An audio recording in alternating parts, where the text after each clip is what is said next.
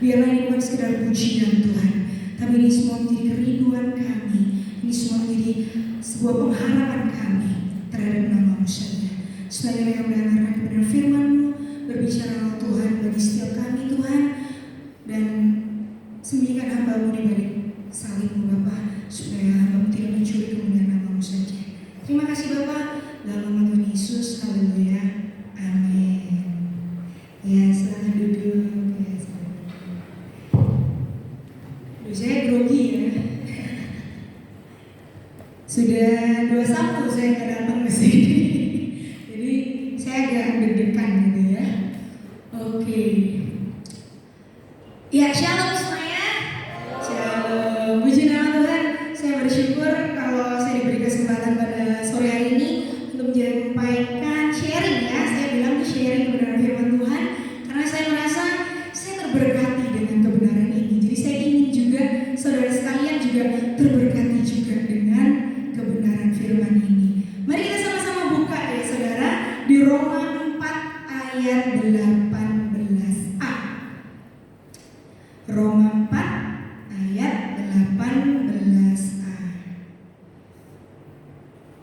Bisa ditampilkan?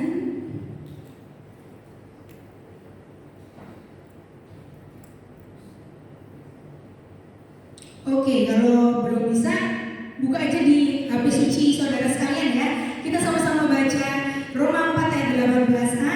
Sebab sekalipun tidak ada dasar untuk berharap, namun Abraham berharap juga dan percaya. Ya, ini saya cuma ambil bagian A aja ya saudara ya. Kita mau hari ini, saya rasa masih Januari, jadi masih awal tahun, masih banyak nih yang pergumulan tahun 2024 ini gimana, ini kok rasa-rasanya penuh ketidakpastian. Nah, kita hari ini mau sama-sama belajar tentang walk by faith in 2024 gitu ya. Artinya berjalan dengan iman di tahun 2024. Oke, next slide. Nah, apa sih yang kita hadapi di tahun 2024? Semoga kelihatan ya. Nah, yang pertama yang kita hadapi, yang kita tahu ya selama ini ya saudara ya, kita tahu bahwa banyak sekali baliho, banyak sekali poster-poster gitu ya. Tahun 2024 ini adalah tahun politik dan itu banyak sekali ketidakpastian, kepastian ekonomi, kepastian politik itu nggak ada ya saudara. Karena nggak tahu nanti siapa yang jadi presiden, siapa yang jadi DPR dan lain sebagainya. Dan itu ternyata berpengaruh ke kita juga. Mungkin kalau buat yang pelajar ataupun yang masih sekolah mungkin tidak terlalu terasa ya saudara ya, cuma ikut nyoblos aja. Tapi mungkin buat yang punya usaha mungkin terasa sekali tahun politik ini ya. Nanti kebijakan pajak bagaimana, nanti waduh ini presidennya baru, bukan yang seperti lama. Jadi ketidakpastian tuh banyak sekali terjadi di tahun 2024. Kemudian yang kedua adalah banyak terjadi peperangan. Kita tahu ya di 2023 belum selesai Rusia Ukraina, tiba-tiba ada Israel Palestina, bahkan yang kemarin saya baca di berita itu masih ada juga Iran Pakistan. Jadi banyak sekali di dunia internasional itu berita-berita yang mengerikan gitu ya saudara ya, tentang peperangan. Mungkin kita mikir alah selama bukan Indonesia yang diserang nggak apa-apa gitu ya, tapi ternyata peperangan ini juga ngefek di harga-harga yang terjadi di pasaran ya saudara. Mungkin BBM naik atau mungkin sembako naik, itu bisa terjadi karena peperangan ini saudara. Jadi apa yang kita hadapi di 2024 ini udah nggak pasti politik, ekonomi, terus nggak pasti juga ini keamanan kita karena banyak peperangan di luar sana. Kemudian yang ketiga adalah bencana alam dan pemanasan global. Kita tahu bencana alam terakhir saya dengar itu Jepang ya sempat gempa di akhir-akhir tahun, kemudian ada juga longsor dan lain sebagainya. Bahkan di akhir 2023 saya baca berita juga bahwa tahun 2023 itu adalah tahun terpanas.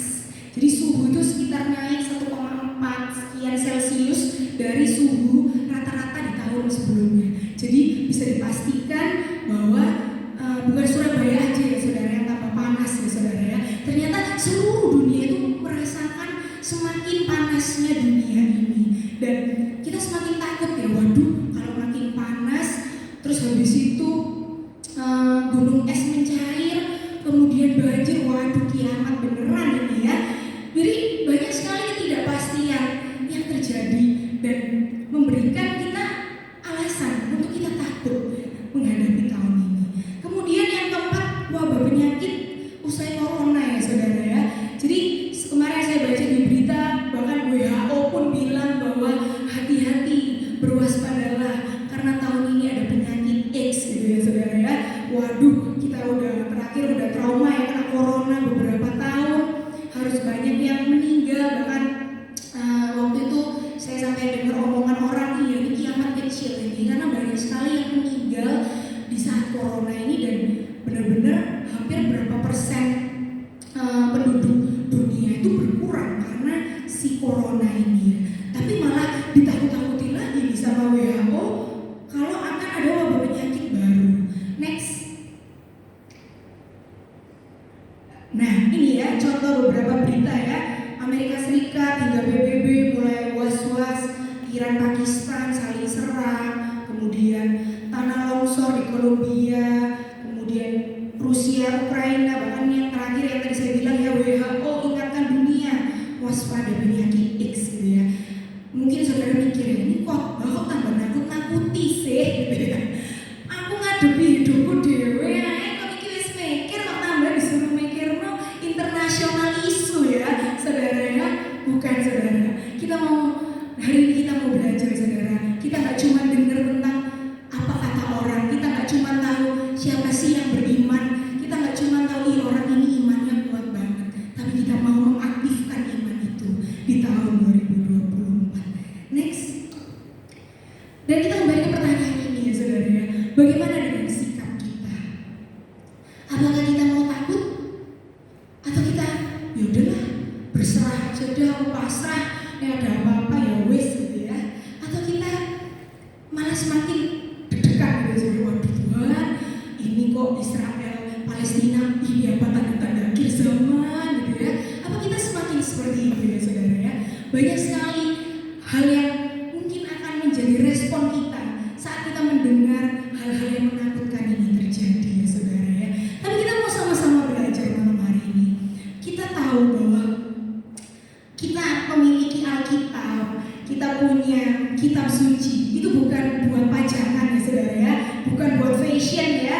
Oh aku bawa Alkitab ke gereja gitu ya, bukan ya saudara ya. Itu buat dibaca ya saudara ya. Kita mau sama-sama belajar dari satu tokoh yang menjadi bapak orang beriman. Next. Nah tokoh ini bukanlah tokoh yang asing ya saudara ya. Karena mungkin kalau bapak ibu saudara lagi wah awal tahun aku mau lebih rajin baca Alkitab, nah pasti ketemu tokoh ini lagi. Karena di Kejadian kisahnya tentang si bapak ini ya, yaitu bapak Abraham ya saudara ya. Bapak Abraham ini adalah tokoh yang akan sangat kita sering temukan waktu kita mulai membaca kitab Kejadian lagi ya saudara ya. Kita mau sama-sama buka di Galatia 3 ayat 7. Galatia 3 ayat yang ke-7. Ini sama-sama mau baca. Bisa ditampilkan. Nah, Galatia 3 ayat 7. Jadi kamu lihat bahwa mereka yang hidup dari iman, mereka itulah anak-anak Abraham. Ya, saudara. Jadi kenapa namanya bapak orang beriman? Ya karena ini ya ayat ini sangat membuktikan bahwa kalau kita hidup oleh iman, meskipun mungkin kita bukan keturunan langsung Abraham ya saudara, kita adalah anak-anak Abraham. Coba dikasih kanan kiri, kasih tahu, aku anak Abraham loh. Karena Abraham loh ya. Kita harus bangga ya, punya bapak orang beriman yang begitu luar biasa, yaitu bapak Abraham. Nah, sebelum kita lanjut ke slide selanjutnya, saya mau tanya, Abraham ini siapa sih? Ya, siapa tahu saya sudah yakin gini ya, saya udah pede bilang, Abraham, kita anak-anak Abraham. Setelah itu lupa ya ceritanya, ya saudara ya. Coba. Masih ingat ya cerita Abraham ya? Nah ini saya sedikit intermezzo ya saudara. Saya waktu itu ke sekolah minggu, anak sekolah minggu ini saya tanya ya saudara, siapa bapak orang beriman? Gitu ya. Mereka hening saudara.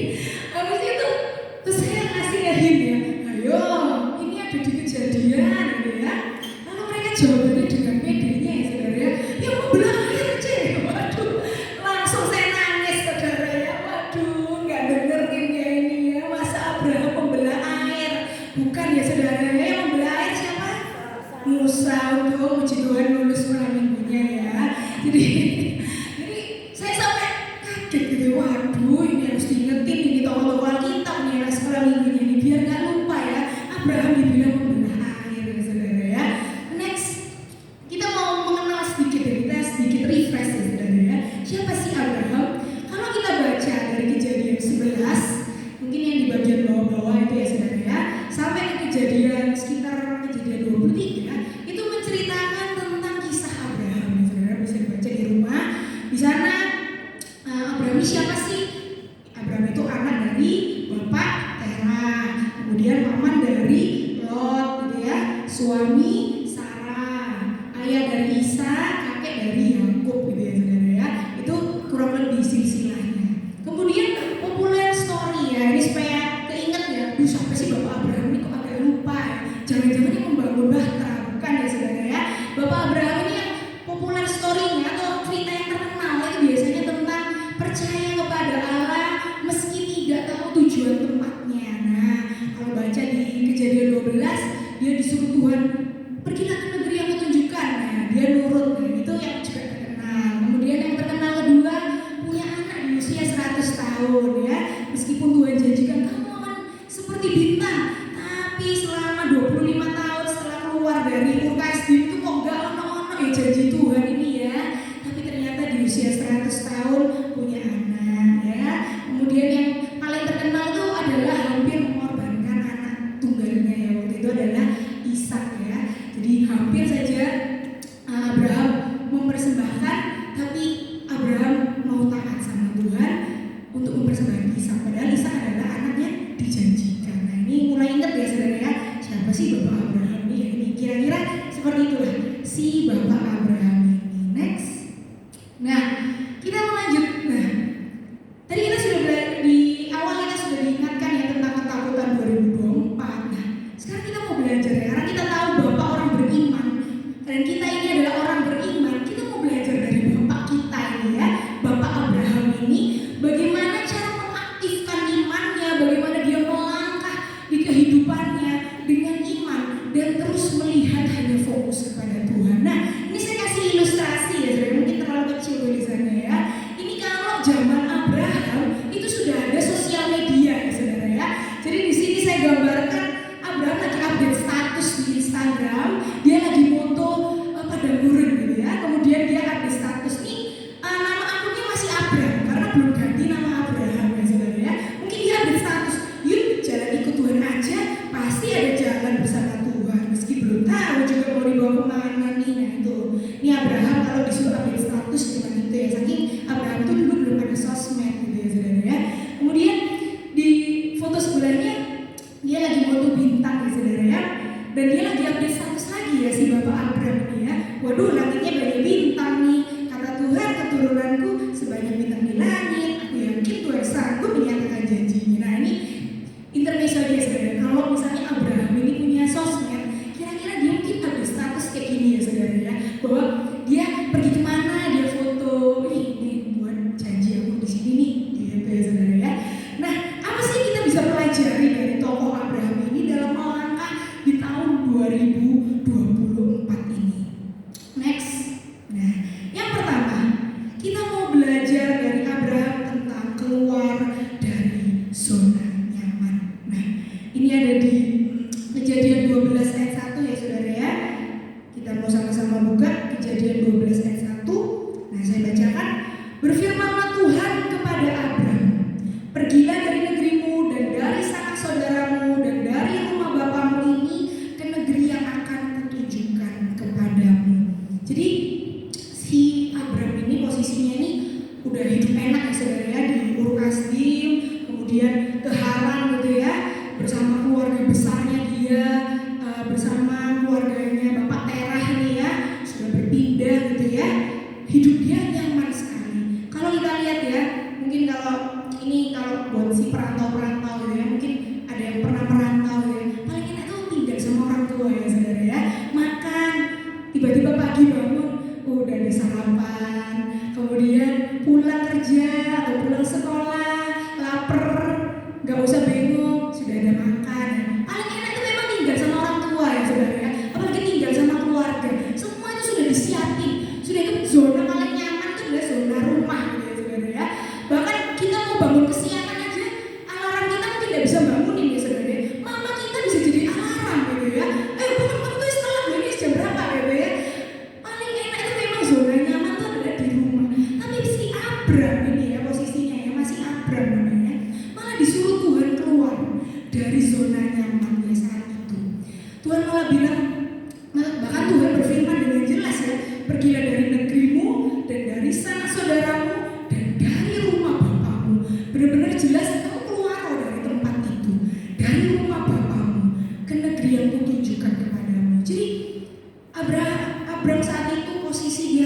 dari zona nyaman. Kita belajar dari poin ini, saudara. Saat kita mau mengaktifkan iman kita, kita jangan bersandar pada apa yang kelihatan, saudara. Dan kita tuh secara nggak sadar, saudara ya, kita tuh mengandalkan yang kelihatan. Oh iya, privilege. Papa mamaku ini beruang, misal gak usah bingung, mas.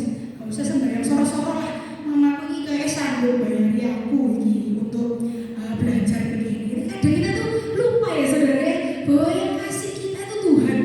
Orang tua itu cuma menjadi istilahnya sarana membantu untuk mewujudkan aja, saudara. Tapi di sini kita mau belajar untuk keluar dari zona nyaman. Bahkan di poin-poin ini saya nulis bahwa bisa jadi bukan hanya keluar dari zona nyaman itu saja, tapi bisa juga keluar dari kebiasaan lama. Di 2 Korintus 5 ayat 17, yang lama sudah berlalu, sesungguhnya yang baru itu ada. Mungkin hidup lama kita dulu suka ngomong kotor, suka baca-baca hal yang gak baik. Itu enak sekali buat daging ya, saudara ya. Saya tuh pernah ya, saudara ya, dulu tuh sampai sekarang sih, saya kadang tuh suka main game gitu ya, main game di HP gitu ya. Kalau main game di HP itu gak kerasa, saudara. 2 jam itu kayak, waduh, kok wis 2 jam ya. Saya merasa bersalah, saya tutup HP-nya gitu ya. Tapi kalau bacaan kitab ya, saudara ya, 15 menit saya tuh udah tekluk-tekluk gitu. Aduh, saya baca lagi, teman apa ya tadi? Sampai diulang-ulang itu padahal cuma 15 menit ya, saudara. Karena memang yang nyaman itu memang sangat, yang di daging itu memang sangat enak gitu ya, saudara. Bahkan menyalipkan daging ya, di Galatia 5 ayat 24, kita harus menyalipkan kedagingan kita, yaitu keinginan daging kita. Mungkin, aduh Tuhan pengennya doa, tapi kok badanku kesel kabeh gitu ya. Ya istilah Tuhan utang sehari ini doanya, besok aja ya gitu ya. Karena kita suka banget ya negosiasi sama Tuhan gitu ya. Saya juga gitu, saudara. Jadi jangan merasa kayak, wah aduh ini aku dilokno nih tangga ya, saudara. Saya ngilokno diri saya sendiri ya, saudara ya. Maksudnya itu saya sering juga kayak gitu gitu ya, saudara ya. Kemudian bahkan di Matius 16 ayat 24 dikatakan bahwa kita harus menyangkal diri, memikul salib dan mengikut Yesus. Itu nyaman, saudara? Enggak ya, saudara ya. Menyangkal diri itu enggak nyaman. Pikul salib, apa mana pikul salib, saudara? Itu enggak enak, saudara. Apalagi kalau kita tahu bahwa ada teman kita yang mungkin enggak dekat sama Tuhan. Kok hidupnya enggak enak ya Tuhan? Aku kok hidup kok pikul salib ben hari, nangis, saya Tuhan kok dia enak-enak terus. Kadang itu enggak nyaman, saudara. Tapi kita mau belajar dari Abraham. Kita mau keluar dari zona nyaman kita. Kita mau melihat apa yang menjadi kehendak Tuhan, bukan cuma kehendak kita. Kemudian poin yang kedua. Poin yang kedua adalah rindu membangun persekutuan dengan Allah. Jadi ini juga terkenal sebenarnya, saudara, bahwa Abraham itu suka banget membangun mezbah. Pergi kemana ketemu Allah, dia bangun mezbah. Tuhan menjanjikan ini, dia bangun mezbah lagi. Jadi Abraham itu suka sekali bersekutu dengan Allah. Sama, saudara, dengan kita semuanya. Mungkin saat ini kita mikir, kok susah ya Tuhan, pulang sekolah, pulang kerja itu kok lebih banyak capeknya ya Tuhan. Ya apa ya cara bersekutu dengan Tuhan ini? Kita mau belajar, saudara ya. Gak ada yang tiba-tiba itu jago gitu ya, saudara. Tapi kalau kita punya kerinduan, kita mau. Ini saya tuliskan rindu membangun ya, saudara. Bukan yang sudah sempurna membangun gitu ya. Kita mau punya kerinduan untuk terus membangun persekutuan dengan Allah. Dan bahkan di Mazmur 1 ayat 1-2 dikatakan bahwa si Daud ini ya rindu untuk selalu merenungkan Taurat Tuhan siang dan malam gitu ya, saudara ya. Bahkan setiap waktu mau mengerti tentang Taurat Tuhan itu biar kita menjadi sebuah kerinduan setiap kita. Kita mau punya persekutuan yang indah bersama Tuhan. Dan bukan hanya menyediakan waktu untuk bersekutu dengan Allah secara pribadi, tapi juga mungkin bersama ya, saudara ya. Di gereja ini saya promosi jadinya ya, kan ada doa malam. Ayo kita mau sama-sama rindu, saudara. Kita mau rindu bersekutu dengan Allah. Kita mau bangun mezbah setiap waktu. Gak cuman kita ngomong ke Tuhan tahu aku hari ini capek ya, wis enggak gitu ya, saudara ya. Tapi kita mau rindu untuk terus bersekutu dengan Allah. Dan saya sedikit tambahan sebuah ilustrasi ya, saudara ya. Saya tuh mungkin gak cuma saya aja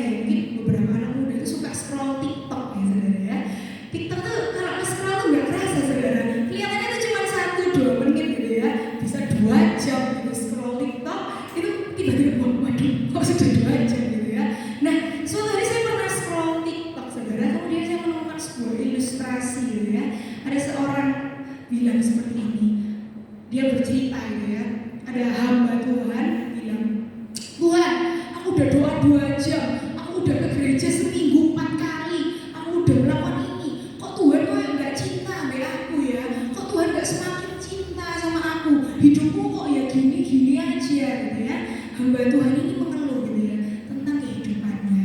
Kemudian ada orang lain yang menegur gitu. Dia bilang, Tuhan itu bukan tidak mengasihimu, Dia itu adalah kasih. Dia tidak bisa memungkiri kasihnya kepadamu.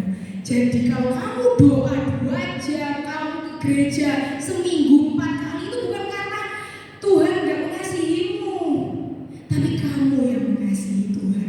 Jadi kalau kita punya kerinduan, itu kok sulit? Coba kita introspeksi diri. Cinta kita sama Tuhan masih sama nggak? Seperti waktu kita lahir baru. Waktu kita dulu pertama kali kenal Tuhan. Rasanya pengen ke gereja terus, rasanya pengen baca Alkitab terus. Kita mau merefleksikan, apakah cinta kita sama Tuhan tuh seperti waktu kita awal-awal bertobat ya saudara ya? Apakah bukan masalah Tuhan tidak mencintai kita ya? Karena waktu ibadah, waktu saat teduh yang kita berikan itu adalah bukti kita mencintai Tuhan. Bukti bahwa kita rindu, haus dan lapar untuk mencari Tuhan. Jadi biar kita mau rindu membangun persekutuan dengan Allah seperti Abraham. Bahkan di Kejadian 12 ayat 7-9 dikatakan bahwa ketika itu Tuhan menampakkan diri kepada Abraham dan berfirman, aku akan memberikan negeri ini kepada keturunanmu. Kemudian Abraham itu udah disuruh ya saudara ya, langsung maka didirikannya di situ mezbah bagi Tuhan yang telah menampakkan diri kepadanya. Kemudian di selanjutnya pun waktu dia sudah berhenti di mana, ia memasang kemahnya di Betel sebelah barat dan di Ai di sebelah timur, ia mendirikan di situ mezbah bagi Tuhan dan memanggil nama Tuhan. Abraham rindu selalu untuk punya persekutuan dengan Allah. Kita bersyukur saudara, kita lahir di zaman yang modern. Kita mau bersekutu sama Tuhan bisa sambil meluk goleng sampai golengnya basah tuh bisa saudara. Nangis-nangis dia goleng saudara. Bayangkan Abraham ini dia harus noto batu dulu, cari korbannya dulu, dibakar. Tapi kalau namanya cinta sama Tuhan, ya dia mau melakukan gitu ya saudara ya. Sama dengan setiap kita. Biar kita mau punya kerinduan, kita mau merefresh lagi cinta kita kepada Tuhan. Kita mau cari lagi persekutuan dengan Tuhan. Kita udah banyak keenakan yang boleh kita terima, dan kita mau menggunakan itu, bukan menyia-nyiakannya. Kemudian next, poin yang ketiga, yaitu fokus pada kehendak dan janji Allah. Kita mau buka sama-sama Ibrani 11 ayat 9 sampai dengan 10. Ibrani 11 ayat 9 sampai 10. Oke, udah ketemu? Oke. Saya bacakan ya saudara ya, Ibrani 11 ayat 9. Karena iman, ia diam di tanah yang dijanjikan itu seolah-olah di suatu tanah asing, dan di situ ia tinggal di kemah dengan Ishak dan Yakub yang turut menjadi ahli waris janji yang satu itu. Kemudian yang ke-10, sebab ia menanti-nantikan kota yang mempunyai dasar yang direncanakan dan dibangun oleh Allah. Ini ya saudara ya, poin yang ketiga. Abraham, kalau kita baca kisahnya ya saudara ya, dia tidak pernah membangun rumah saudara. Coba saudara baca ya kisah Abraham ya. Abraham tidak pernah membangun rumah yang stay satu tempat, itu nggak pernah saudara. Dia selalu membangun kemah, pindah dari sini ke sini. Dia pindah lagi, Tuhan tunjukkan kemana, dia pindah lagi. Kenapa ya kok kayak gitu? Bahkan Abraham, situ saya tulis, dia hanya mendirikan mezbah. Dia tidak membangun rumah. Mungkin saudara mikir ya mungkin tahun itu zaman-zaman nomaden, pindah-pindah rumah atau pindah-pindah kemah, bisa jadi. Tapi kalau kita baca kisah tentang Lot ya saudara ya, Lot itu membangun rumah di Sodom dan Gomora ya saudara ya, sampai akhirnya dikelilingi sama warga Sodom. Itu rumah ya saudara ya, bukan kemah.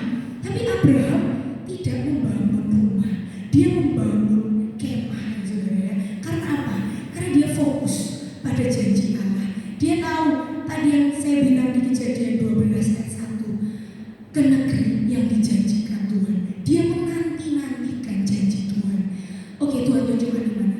Dia tidak mengikatkan dirinya dengan dunia ini ya saudara ya. Padahal kalau kita baca ya saudara ya, Abraham ini sangat kaya ya saudara ya, kaya banget besar kekayaannya. Kalau kita baca juga kisah-kisah Abraham, bahkan Abraham itu bisa loh saudara mengalahkan kerajaan yang saat itu sudah ada. Jadi waktu itu kalau saudara baca ya, ada peperangan gitu ya antara Raja Sodom atau dengan raja daerah-daerah situ lah ya saudara ya. Kemudian si Lot ini terkena imbas gitu ya, dan Abraham menggunakan hamba-hambanya untuk merebut harta-hartanya Lot dan menyelamatkan Lot. Jadi sebenarnya Abraham ini punya kualifikasi untuk mempunyai kerajaan ya saudara ya, karena orang-orangnya hebat, orang-orangnya kuat, bisa dipercaya dan bahkan bisa membangun kerajaan sebenarnya si Abraham ini. Tapi tidak dengan Abraham. Dia tetap mendirikan kemah. Dia menantikan. Dia bukan fokus terhadap apa yang dia miliki saat itu. Bisa aja dia fokus dengan kekayaannya. Udah ini tak susun naik, aku sampai pensiun, sampai keturunan aku berapa, wis enak ini hartanya wis tak susun. Mungkin bisa seperti itu ya saudara ya. Tapi fokus Abraham saat itu adalah pada kehendak dan janji Allah. Dunia bukan menjadi tujuan utama Abraham saat itu, sehingga dia tidak terlena dengan berkat dari Tuhan. Dia tetap fokus. Tuhan bilang, aku akan ke negeri yang dijanjikan. Di ayat 10 tadi dikatakan bahwa ia menanti-nantikan kota yang mempunyai dasar yang dirancangkan dan dibangun oleh Allah. Jadi dia fokus kepada kehendak Allah sesuai dengan panggilan dia untuk mencari atau untuk ke negeri yang Allah tunjukkan saudara. Mungkin selama ini saudara kita mungkin kadang terlena ya saudara ya. Kita udah ikut Tuhan, kita mungkin disuruh Tuhan melayani gitu ya saudara. Tuhan beri kita bonus atau berkat gitu ya saudara. Kemudian kita lupa fokus Tuhan, kita lupa fokus ke Tuhan. Kita akhirnya terlena untuk mengelola berkatnya saja saudara. Apa itu salah? Enggak saudara, itu enggak salah. Cuma kita mau mengganti mindset kita. Fokus kita bukan dunia saudara. Kita hidup paling lama itu 70 tahun saudara. Itu pun kalau bonus sampai 80, bahkan mak saya itu puji Tuhan sampai 92, 93. Tapi ya cuma sampai segitu aja saudara. Tapi kalau kita fokus pada janji Allah, itu enggak cuma bicara soal 90 tahun, 100 tahun saudara. Tapi itu bicara kekekalan seumur hidup kita. Sampai kita dipanggil Tuhan, itu kita masih bisa menikmatinya. Karena fokusnya kepada janji Allah. Kemudian kita tetap mau memiliki fokus bukan hanya ke masalah kita yang terlihat, bukan hanya tadi kan kita bilang kan bahwa kita tuh kadang fokus sama ketakutan. Jangan, itu jelas banget ya, kita nggak boleh khawatir ya saudara ya. Tapi kadang kita juga fokus kepada berkat jasmani ya saudara ya, yang kadang membuat kita melenceng dari pattern Allah buat setiap kita. Nah, selanjutnya next poin yang terakhir ya saudara ya. Ini poin yang paling kita sering temui dari Abraham, taat dan percaya pada kehendak Tuhan. Itu ada di Ibrani 11 ayat 8 ya saudara ya. Di situ dikatakan karena iman Abraham taat. Ketika ia dipanggil untuk berangkat ke negeri yang akan diterimanya menjadi milik pusakanya, lalu ia berangkat dengan tidak mengetahui tempat yang ia tuju. Bayangkan saudara ya, kita aja ya kalau mau pergi gitu ya, kalau nggak ada GPS-nya, nggak ada Google Maps-nya tuh nggak mau pergi ya saudara ya. Pasti kita mikir, gila, kok aku tersesat deh, so mulai apa ini gitu ya. Tapi Abraham saat itu saudara, dia tahu GPS dia itu bukan feelingnya, bukan bintang, tapi Allah yang menuntun dia.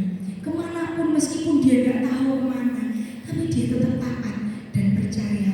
Bahkan iman dan kepercayaan Abraham itu juga bisa kita bilang adalah perbuatan saudara. Karena kita tahu bahwa iman tanpa perbuatan itu adalah kosong. Kita nggak cuma bilang ya percaya Tuhan, tapi kita nggak pernah menunjukkan itu. Kita cuma ngomong aja. Itu sama dengan kosong saudara. Kemudian meski harus mengorbankan Ishak gitu ya, di Ibrani 11 ayat 17 sampai 19 dikatakan di situ, karena iman Abraham tak kalah dicobai mempersembahkan Ishak, ia telah menerima janji itu, rela mempersembahkan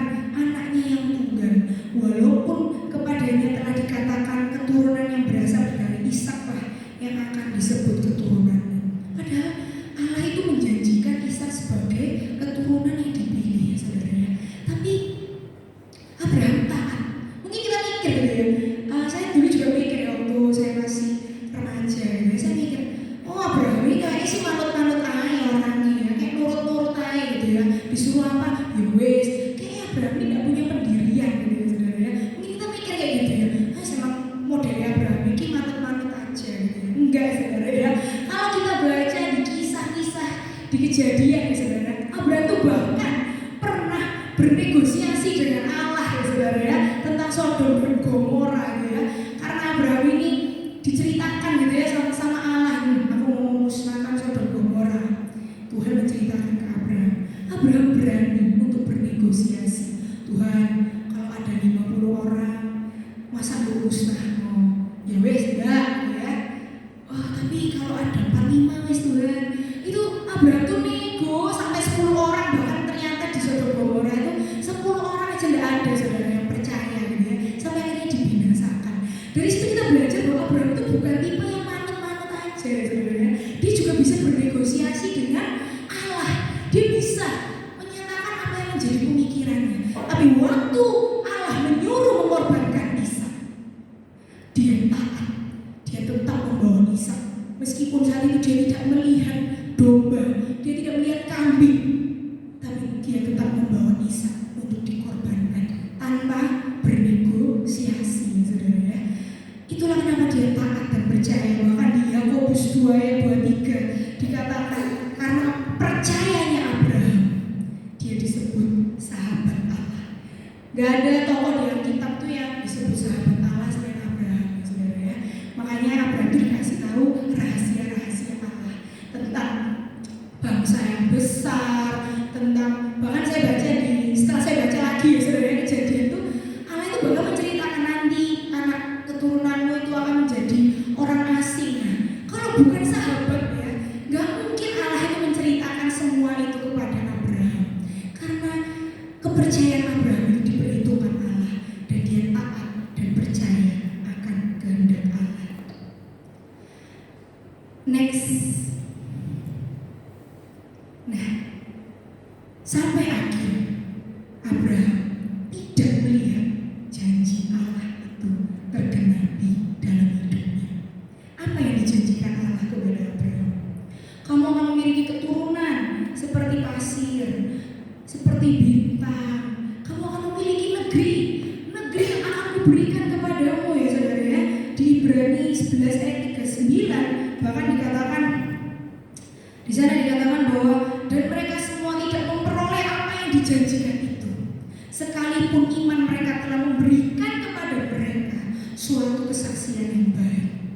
Sampai akhir Abraham tidak melihat negeri itu. Bahkan ini saya kasih ilustrasi sebenarnya saudara ya, goa.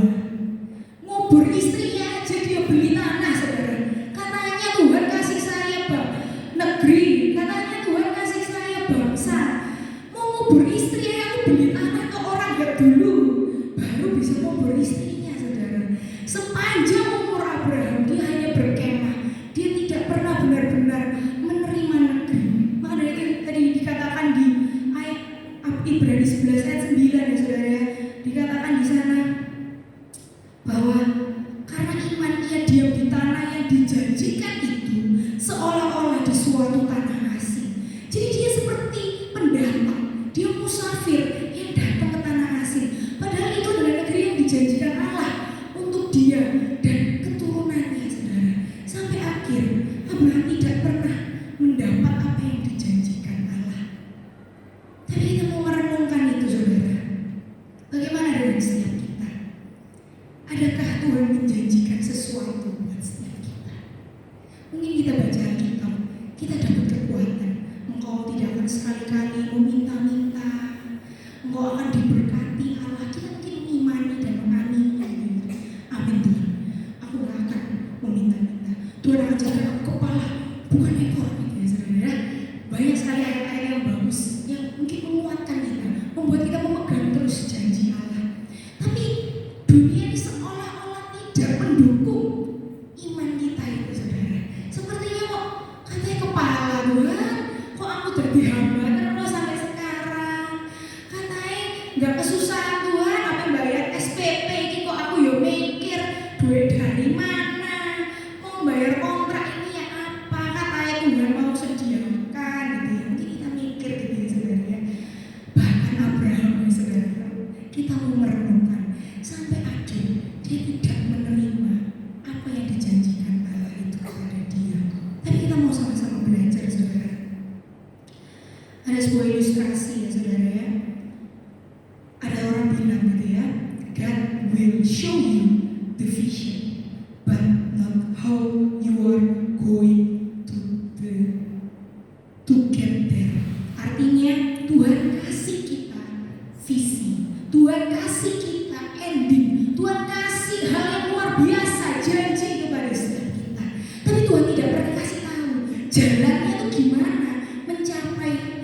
sesuatu yang luar biasa itu.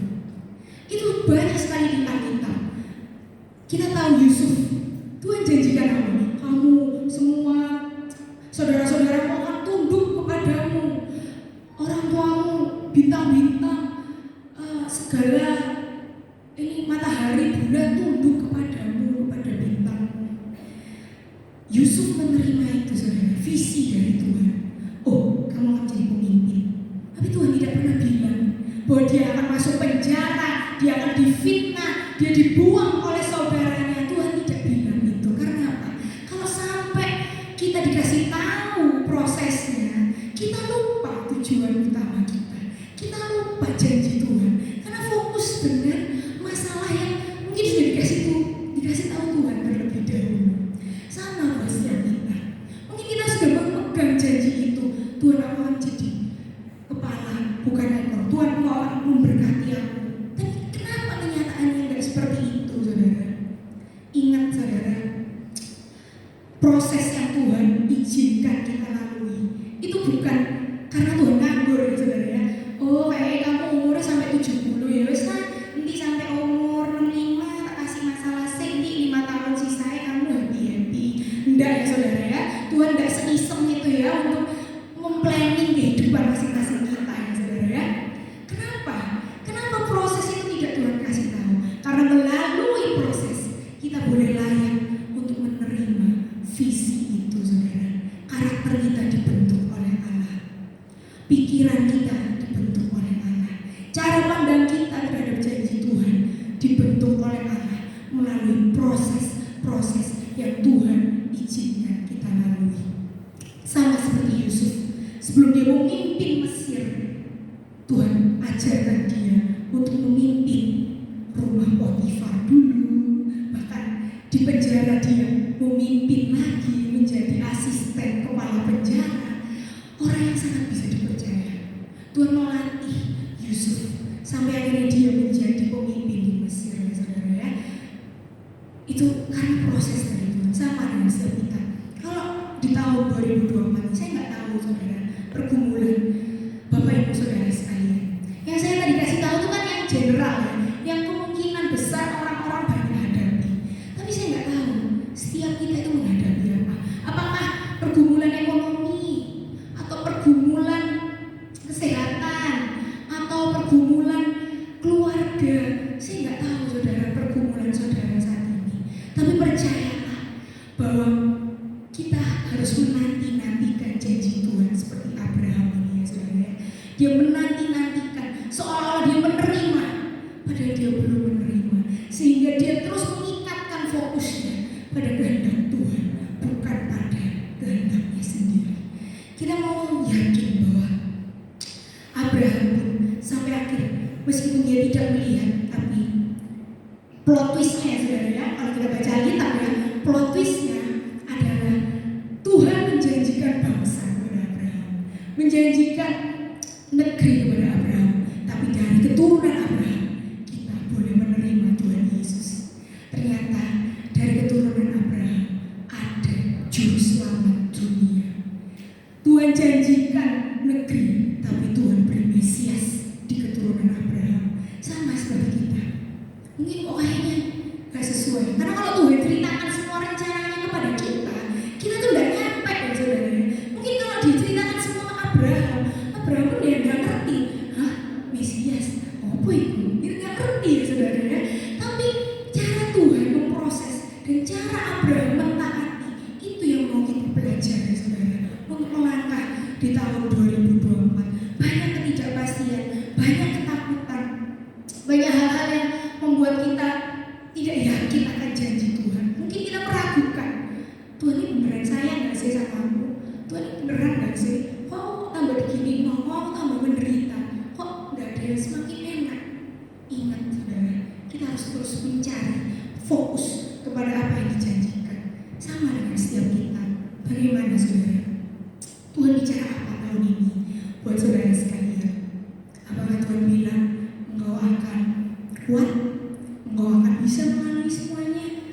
Kamu pasti bisa, saudara. Kalau kita membaca firman Tuhan, Musa tidak dimotivasi sama Allah Tapi Allah bilang, aku beserta dengan engkau. Sama seperti kita.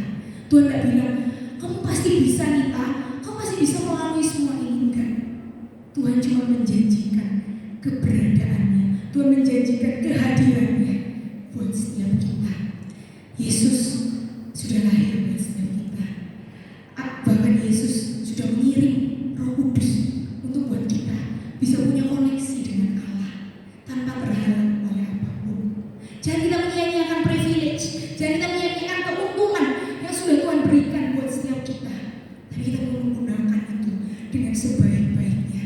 Kita mau menggunakan itu dengan bijaksana, dan kita mau seperti Abraham menantikan janji Allah.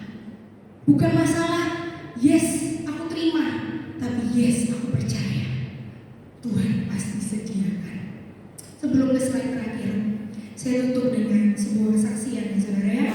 Seperti biasa ya, saya tuh suka jadi selama saya di remaja ya saudara, mungkin anak-anak remaja kayak saya Mitzelo, karena udah hafal ya sama kesaksian saya tuh sampai yang mana dulu SMA, kuliah ya. Karena saya tuh sering sekali menceritakan tentang kebaikan Tuhan ya saudara. Kalau tadi saya bilang Abraham itu bukan ujuk-ujuk ya saudara ya, tiba-tiba menjadi bapak orang beriman. Dia juga diproses Tuhan ya saudara ya. Kita tahu dia harus konflik, istilahnya dia harus keluar dari rumah bapaknya, dia harus konflik dengan Lot, dia harus juga bernegosiasi dengan Sarah istrinya. Banyak hal yang dia lalui untuk menjadi bapak orang beriman. Sama saudara dengan setiap kita. Saya mau menyaksikan kasih Tuhan ya saudara ya, tentang iman ini sendiri. Jadi saya merasa, saya nggak tahu lagi ya kalau Tuhan memproses saya sebelum itu, tapi seingat saya tuh merasa diproses Tuhan tentang iman itu dari kelas 10 ya saudara, dari SMA kelas 1 gitu.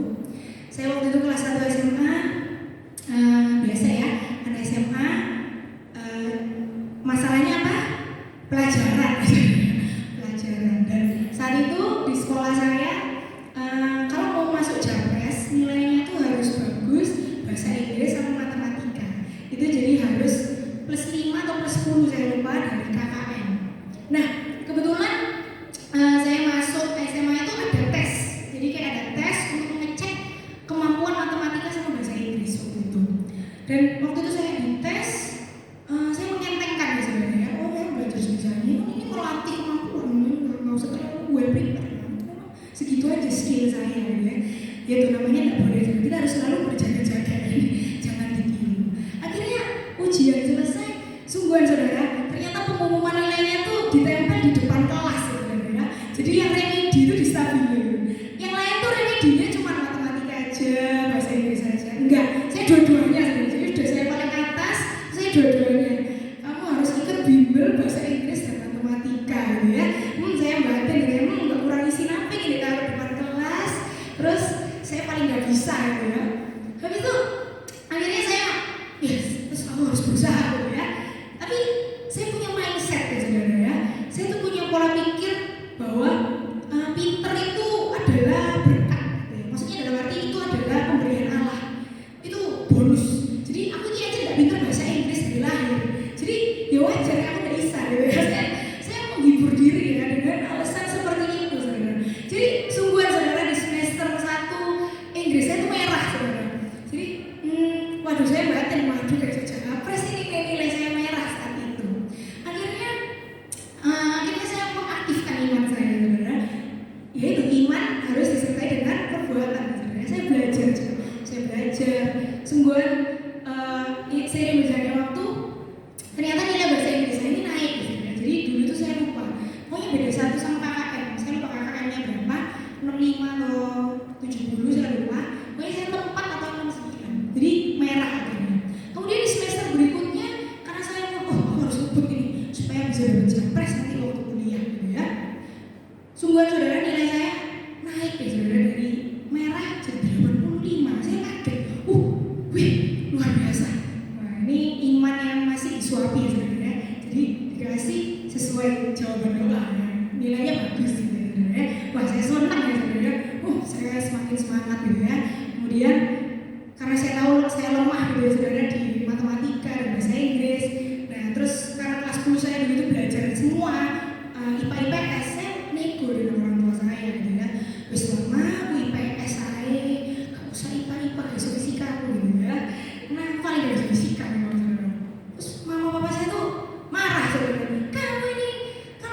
bisa masuk banyak jurusan ya, orang tua ya saudara ya. Jadi aduh saya akhirnya ya wis lah, wis ya aku IPA ya sambil ngedumel gitu ya saudara ya. Sungguhan saudara saya masuk IPA saya nggak bisa fisika saudara. Jadi saya tuh akhirnya sering remedi di fisika sampai itu kebawa di kelas 12 saudara. Ternyata fisika itu masuk UNAS gitu saudara. Dan sungguhan kelas 12 UNAS tryout pertama fisika saya itu nilainya berapa saudara? 36 saudara. Saya masih ingat kan gitu. Kayak wow, bahkan nggak sampai 50 gitu ya. Literally 36 gitu saudara. Jadi saya kayak waduh ini apa ini UNAS?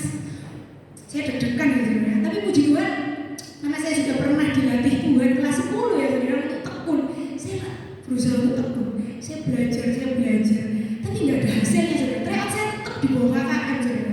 36, 45, 55 sama mama saya tuh ngomel-ngomel ya saudara. Kamu ini wis tak lesno, kok nilainya jelek terus gitu ya. Wajar ya orang tua gitu ya.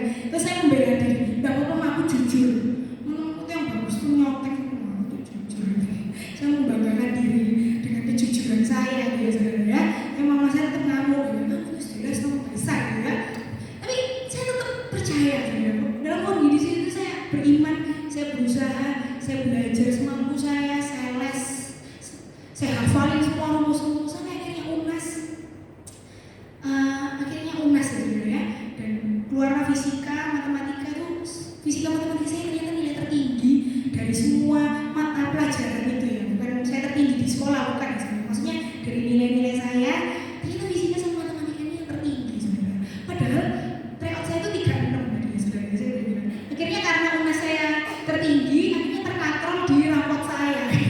Akhirnya saya lulus dengan baik saat itu. Tapi setelah itu ternyata belum selesai Tuhan memproses saya dengan iman ini saudara.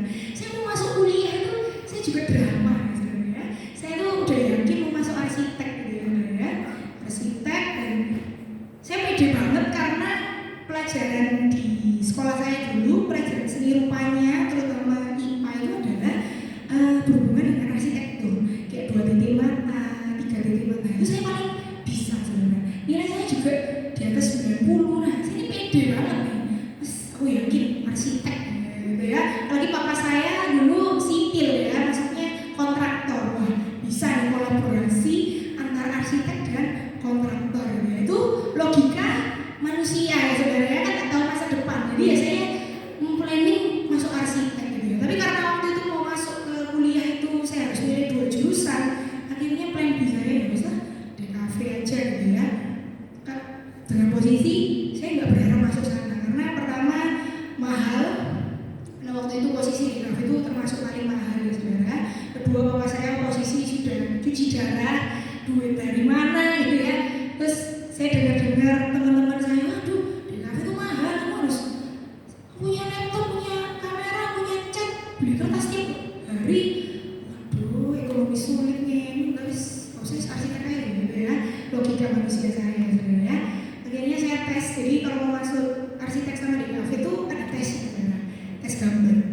Akhirnya saya masuk tes, mujizat terjadi saudara. Saya nggak keterima arsitek saudara. Padahal teman saya yang nilainya lebih jelek dari saya yang dulu menggambar itu masuk saudara. Tapi saya nggak keterima saudara. Sampai itu berhari-hari saya itu sampai telepon Petra ya. Ini beneran ya? Atas nama ini nggak nomor ini tuh beneran nggak lulus ya Pak. Ini kalau nggak muncul namanya tuh berarti nggak lulus gitu ya. Sama mama saya telepon ke Petra itu memastikan gitu ya bahwa saya tuh bener-bener keterima gitu ya. Jadi itu di sana saya merasakan saudara harga diri, segala kesombongan itu dibuanting sama Tuhan gitu ya. Saya bangga-banggakan, saya merasa saya bisa. Dan teman-teman saya yang nilainya dulu lebih jelek dari saya tuh kayak, loh iso ya kamu gak keterima. Saya batin, terus kalau coba gak iso aku yang sakit hati dulu raimu mau keterima gitu ya. Aku mau gak keterima gitu ya. Saya marah gitu ya. Saya sampai bilang, Tuhan kenapa? Saya punya skill, saya niat, saya mau belajar buat Tuhan. Saya sudah nemak sesuai loh ini Tuhan sama bakat minat sama keluarga saya,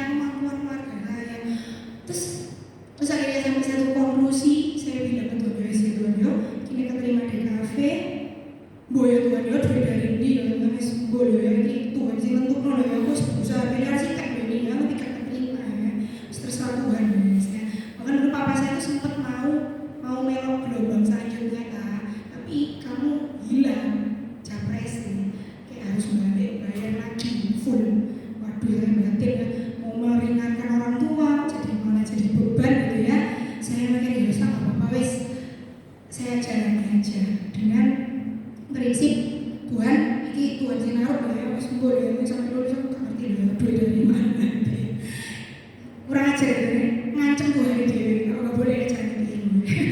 Akhirnya di proses saat itu saya kuliah, Tuhan selalu sediakan ya saudara, semuanya. Mungkin kalau dikalkulasi itu saya nggak ngerti itu caranya dari mana. Laptop saya itu ya saudara ya, kalau boleh saya kasih tahu, teman saya itu Apple, terus habis itu laptop gaming itu keren-keren. Saya itu Acer i3 lagi.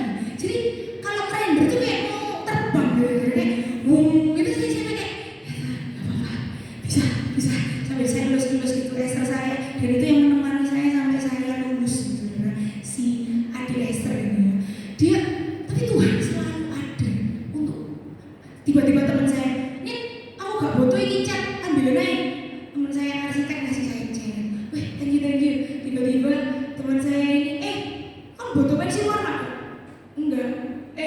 Enggak tahu saya, aku belum tahu butuh apa enggak. Wis kamu ambil aja punya aku, PPN-nya aku sih butuh. Jadi saya banyak dapat hibahan ya, dari kakak kelas, dari teman-teman saya itu membantu saya secara tidak langsung, dan selalu ada berkat Tuhan yang menyediakan. Sampai saya mau bilang saudara, ujian terakhir saya itu adalah, menurut saya ya saudara ya, persiapan itu kan dari kelas 10 tadi ya, tentang percaya, tekun, dan selalu Tuhan jawab dengan cara yang ajaib. Sampai akhirnya menurut saya momen yang paling menguji iman saya itu adalah saat papa saya dipanggil Tuhan saudara ya. Jadi papa saya itu dipanggil Tuhan itu saya umur 20 tahun, jadi saya masih kuliah posisinya saat itu.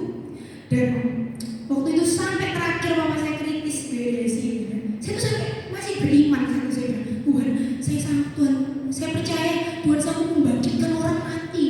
Saya sampai di momen kritis itu saya masih mengimani bahwa bapak saya itu bisa sembuh. Sampai akhirnya ternyata tidak sesuai jawaban saudara ya. Ternyata tidak sesuai dengan harapan saudara ya. Tetap dipanggil Tuhan gitu. Tapi yang luar biasanya saat itu, saya seharusnya marah, saya protes.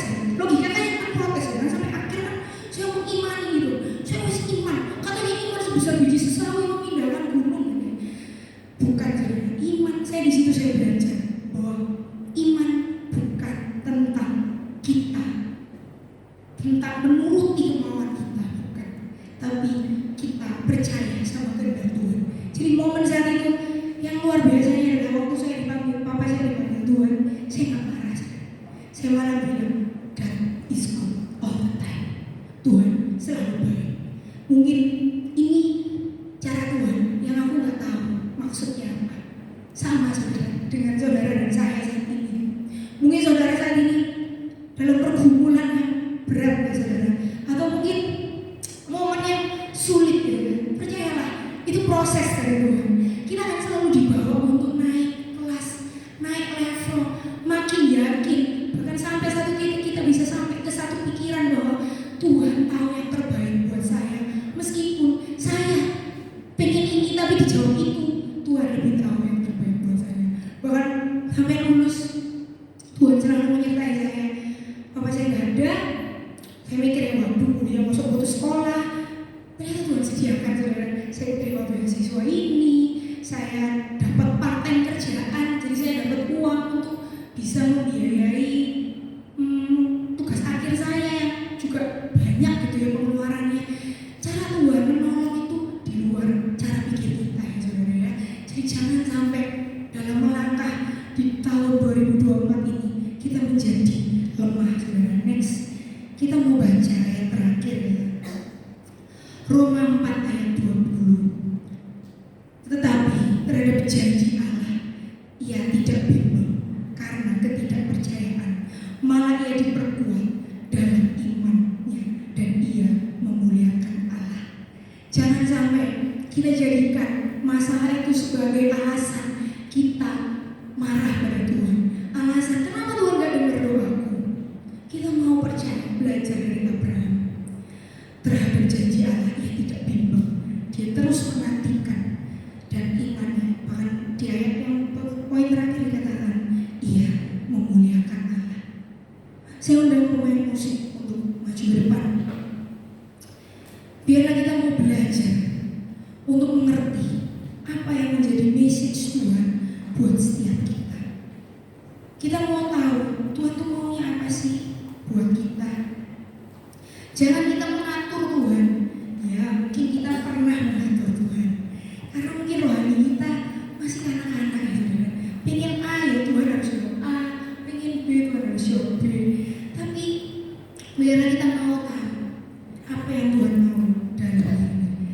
pujikan, ajarku mengerti. Haleluya.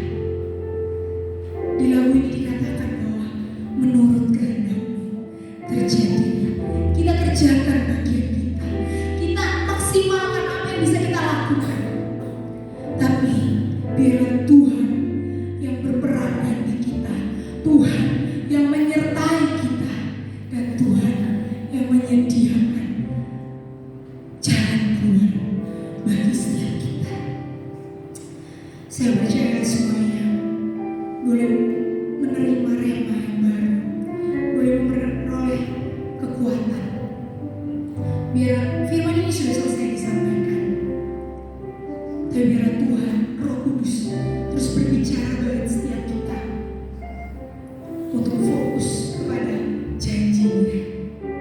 Karena dalam janjinya ada proses sehingga kita layak menerima semua yang Dia janjikan buat kita. Terima kasih Tuhan. Hamba-Mu sudah berhenti menyampaikan kebenaran firman-Mu Tuhan. Berbicaralah buat setiap kami Tuhan. Beri setiap kami kekuatan Tuhan. Karena Engkau Allah Immanuel, Engkau yang beserta dengan kami. Terima kasih Bapa. Kami percaya Engkau ada bersama kami dalam nama Tuhan Yesus. Haleluya.